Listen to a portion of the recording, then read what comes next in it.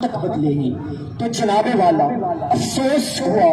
بہت افسوس ہوا، کہیں پہ میں نے بھوک سے بلکتے معصوم بچوں کی آوازیں سنی تو کہیں پہ میں نے ان وزراء کے فرنگی کتوں کو سیر ہوتے دیکھا، کہیں پہ میں نے بازار میں بکتی آدم کی بیٹی دیکھی تو کہیں پہ میں نے ان حکمرانوں کے آگے پیچھے جاتی 10 مرسڈیز کو دیکھا۔ جناب والا میں کیا بتاؤں میں نے کیا کیا دیکھا، میں نے اس ملک کے ہر کونے ہر کوچے میں کربلا کا میدان دیکھا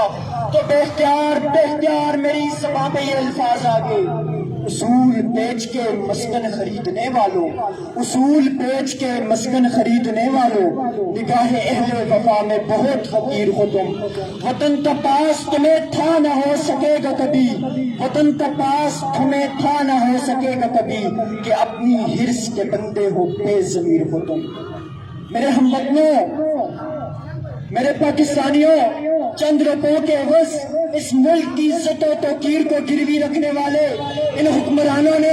ہم سے ایک غیرت مند قوم کہلوانے کا حق چھین لیا ہے۔ آج پاکستان اسی غلامی کی زنجیر سے بننے جا رہا ہے جس سے آزاد کروانے کے لیے کئی شہیدوں نے اپنے خون کے مقتل گاہوں کو سجایا تھا، کئی آدم کی بیٹیوں نے اپنی عصمتوں کو سرے بازار نیلام کروایا تھا۔ کیا یہ ہے وہ پاکستان؟ میں پوچھتا ہوں جناب والا آپ سے، یہاں بیٹھے ہر شخص سے، کیا یہ ہے وہ پاکستان؟